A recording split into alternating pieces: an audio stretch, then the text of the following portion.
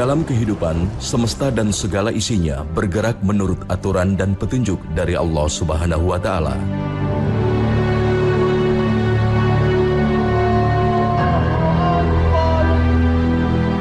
Begitupun segala gerak-gerik manusia yang telah mendapat arahan dari Sang Maha Pencipta. Namun sebagai umat yang mengimani kekuasaan Allah, petunjuk bagi manusia tak hanya berupa tuntunan dalam menjalani hidup. Yang perlu disadari adalah pentingnya mendapat petunjuk atau hidayah dari Allah Subhanahu wa Ta'ala, agar kita senantiasa berada di dalam jalan kebenaran. Hidayah yang akan membawa pada kehidupan akhirat nan kekal abadi. Maka disinilah manusia harus senantiasa berusaha agar ia tetap berada di dalam hidayah atau petunjuk Allah Subhanahu wa Ta'ala.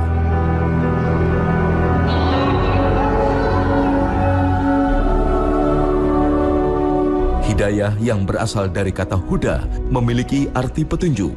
Merujuk dari Al-Quranul Karim, Imam Ibnu Qayyim menerjemahkan makna hidayah menjadi beberapa arti. Ada hidayah dalam arti petunjuk Allah untuk setiap makhluk. Setiap makhluk, tidak berhubungan dengan iman, tidak berhubungan dengan kafir seseorang.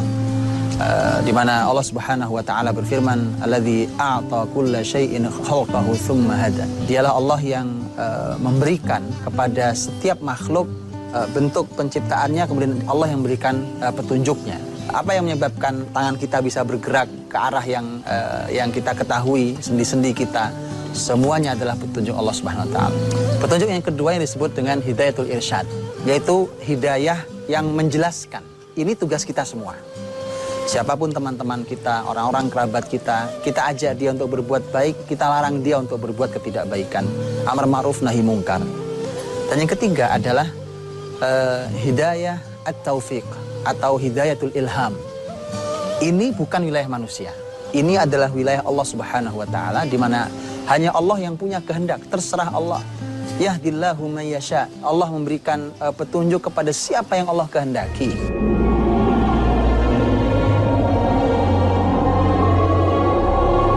Di dalam catatan sejarah Islam, Allah Subhanahu wa Ta'ala telah memberikan berbagai kisah datangnya hidayah pada umat manusia agar dapat dipetik pelajarannya. Kisah lain juga membuktikan betapa manusia tak dapat menolak hidayah yang Allah Subhanahu wa Ta'ala berikan padanya, sejauh apapun ia memalingkan wajahnya dari hidayah tersebut.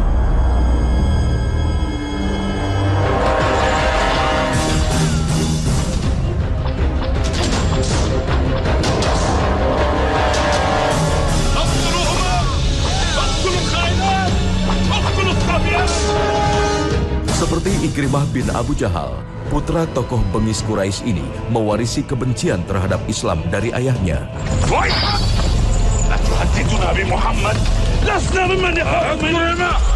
Rencana busuk nan licik seringkali ia atur untuk menentang umat muslim.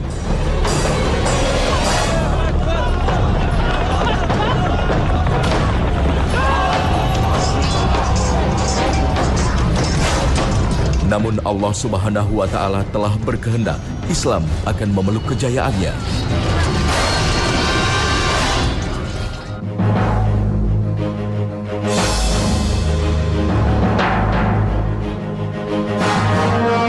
Di tahun 8 Hijriah, umat muslim berhasil membuka kembali kota Mekah menjadi kota yang suci dari kemusyrikan.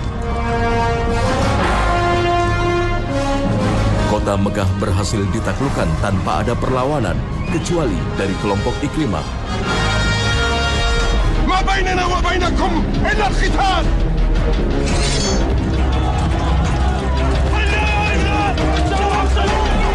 Ia nekat melawan pasukan muslimin meski tidak memungkinkan untuk menang.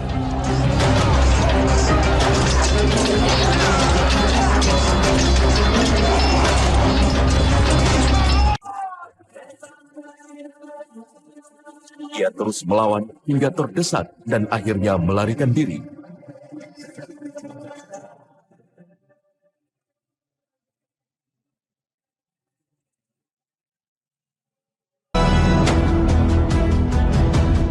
Rasulullah Shallallahu Alaihi Wasallam pun mengumumkan nama-nama pembangkang yang halal untuk dibunuh.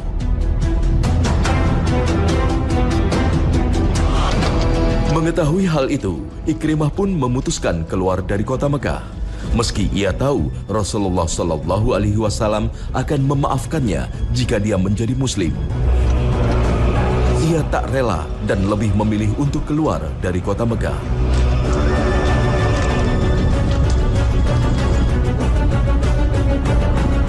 Namun pelariannya inilah yang mengantarkannya mendapatkan hidayah. Peristiwa tempat pelariannya disebutkan bahwa Ikrimah sempat diguncang-guncang oleh badai di laut.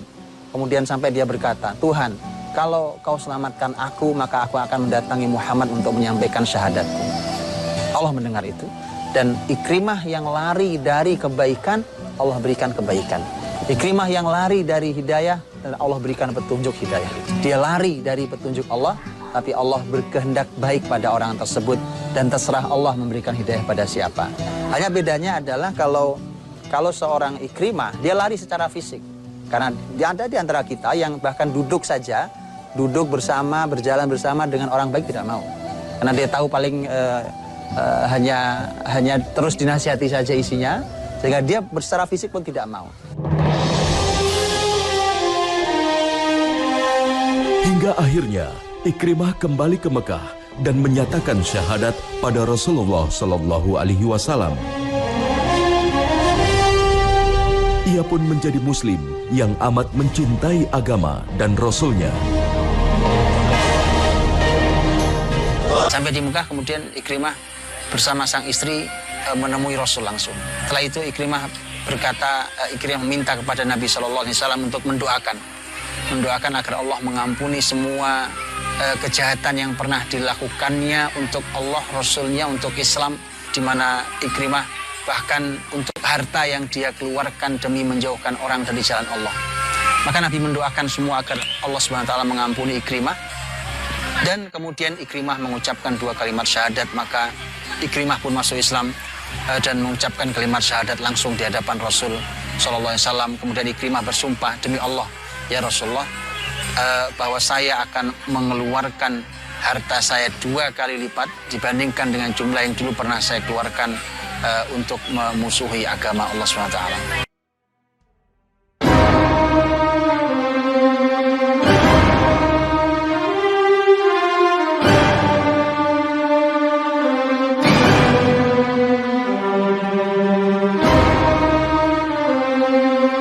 Singkat cerita, Ikrimah mulailah ikut perang bersama Nabi. Hanya beberapa perang yang beliau ikuti. Kemudian sampai saudara itu ke zaman Sayyidina Abu Bakar Siddiq radhiyallahu taala anhu, beliau juga terus ikut berperang sampai akhirnya terjadi perang Yarmuk, saudara. Nah, ini kita cerita perang Al-Yarmuk. Perang Yarmuk ini perang besar antara umat Islam dengan pasukan tentara Romawi untuk merebut negeri Syam, saudara. Karena negeri Syam dikuasai oleh orang-orang Romawi. Mereka menyebarluaskan kezaliman, intimidasi, penekanan, perbudakan. Inilah yang diperangi oleh umat Islam dari para sahabat Nabi kita Muhammad Sallallahu Alaihi Wasallam. Nah, ada satu peristiwa yang menarik di Yarmuk.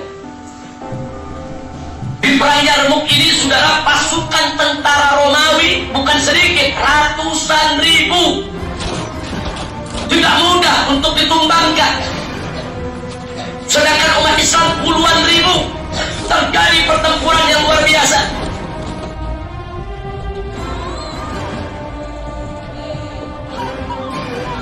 Lama sadar karbu ala muslimin fi yaumil Yarmuk. Begitu umat Islam, saudara, banyak yang jadi korban, banyak yang terbunuh, mulai porak-poranda, mulai kacau, saudara. Umat Islam merasakan betapa bencana yang mereka dapatkan saat menghadapi tentara Romawi ketika itu. Awghala Ikrimah fi sufufir Rum. Maka Ikrimah nekat masuk ke tengah-tengah pasukan musuh, saudara. Dia mau obrak-abrik itu pasukan musuh. Tapi apa yang terjadi? Fanahu Khalid bin Walid radhiyallahu ta'ala anhu. Dilarang oleh Khalid. Karena Ikrimah salah satu komandan pasukan tempur ketika itu, saudara. Laqad kana laka ma'a Rasulillahi sabiqatun.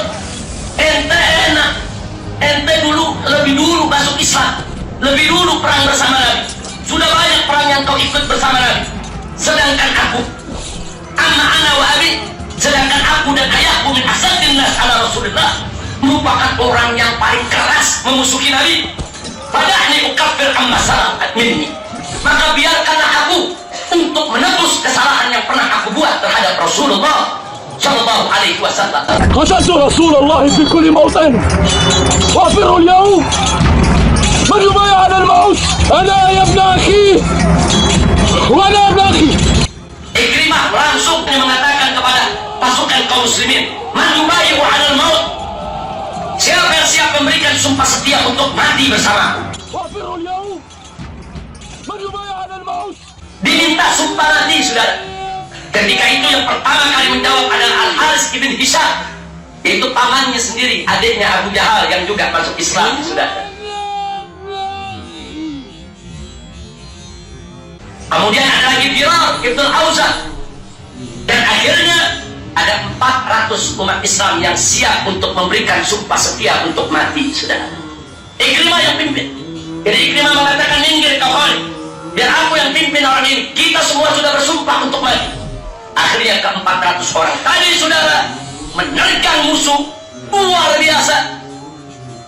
Mereka habisi musuh, mereka terjang ke tengah-tengah musuh. Dan ini membangkitkan semangat pasukan yang lainnya. Dan akhirnya Allah memberikan kemenangan, saudara. Subhanallah, 400 jadi martir. 400 mengorbankan diri paling depan, saudara. Siap untuk menerima panah musuh, tombak musuh, sabetan pedang musuh, saudara. Ya, 400 orang itu gugur, saudara.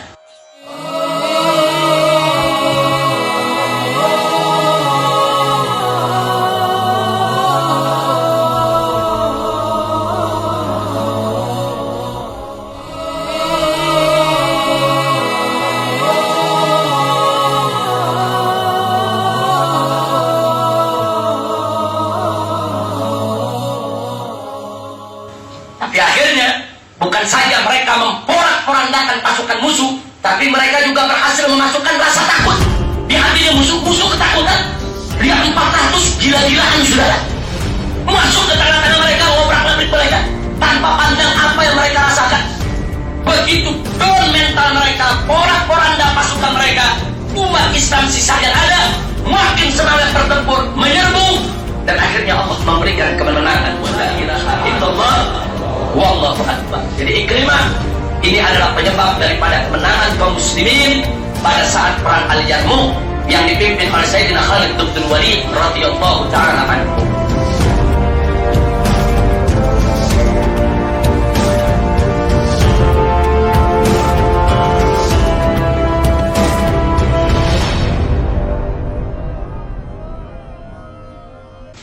Selesai perang, saudara, banyak korban yang meninggal dunia, ada yang luka. Ada 3 orang terluka parah, saudara. Siapa ketiga orang itu? Ketiga orang itu adalah Haris ibn Hisham, pamannya Ikrimah. Yang kedua Ikrimah sendiri, luka parah, saudara. Yang ketiga Iyas ibn Abi Rabi'ah. Ini bertiga berjejer, saudara, berdekatan. Dan mereka sudah luka parah, sedang sekarat. Kemudian yang pertama, pamannya Ikrimah minta kepada kaum muslimin untuk diambilkan air, air. Dia haus, saudara. Umat Islam buru-buru ambil air, dibawa ke pamannya Ikrimah. Begitu mau diminum, dia ngelirik ke sebelahnya, ada Ikrimah lagi ngeliatin air dia, saudara. Ikrimah juga sekarang lagi dilihatin air yang ingin diminum oleh pamannya. Akhirnya pamannya nggak jadi minum. Pamannya bilang sama umat Islam yang bawa tadi, idfa'uhu ilaihi, kau berikan dulu air ini kepada dia. Dia dulu yang minum, jangan aku. Dibawa ke Ikrimah. Begitu Ikrimah mau dikasih minum, Ikrimah melihat lagi ke sampingnya ada Ayas. Ayas juga lagi liatin air dia, saudara. Isyarat mau minum. Akhirnya kata Ikrimah, kau kasih dia dulu, jangan aku yang minum.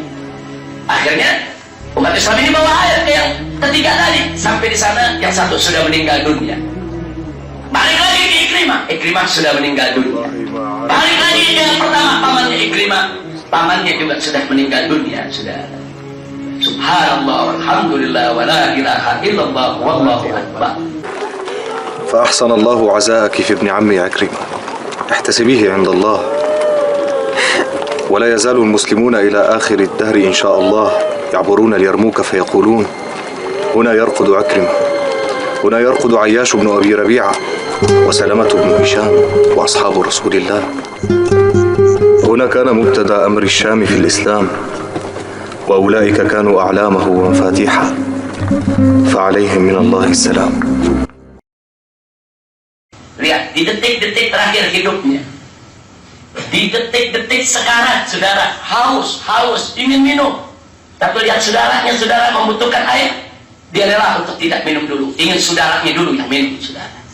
Subhanallah, pengorbanan pada saat sekarat, kepedulian pada saat sekarat, kebersamaan pada saat sekarat.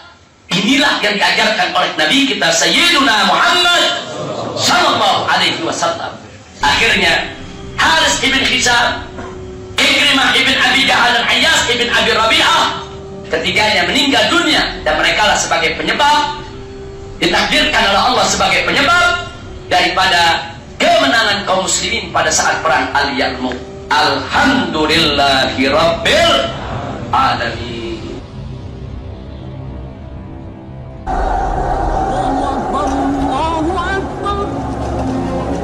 Hidayah menjadi barang yang paling mahal yang harus selalu kita miliki.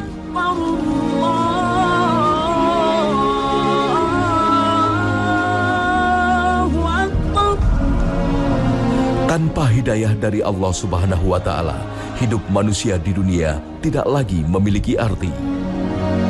Untuk itulah Rasulullah Shallallahu Alaihi Wasallam mengajarkan umatnya untuk melembutkan hati agar mudah menerima hidayah. Rasulullah Shallallahu Alaihi Wasallam juga mengajarkan doa agar umatnya senantiasa berada dalam naungan hidayah Allah Subhanahu wa Ta'ala.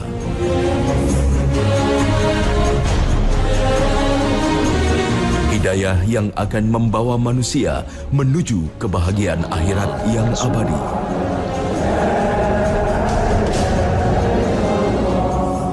Dan inilah yang kita sampaikan dalam doa-doa kita. Rabbana la tuzigh qulubana ba'da idh hadaitana wa hab lana min ladunka rahmah innaka antal wahhab.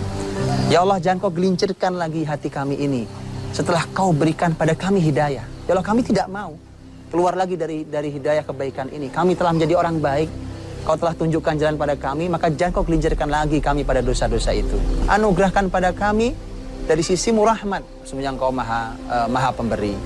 Maka hidayah adalah barang yang paling mahal dalam hidup kita. Hitunglah kita tidak memiliki yang lain, asal kita adalah seorang mukmin, kita adalah mendapatkan hidayah, maka ini paling mahal dibandingkan semua yang ada. Dan apalah artinya semua kekayaan yang ada, semua dunia ini tanpa orang mendapatkan petunjuk kebaikan dari Allah Subhanahu wa Ta'ala.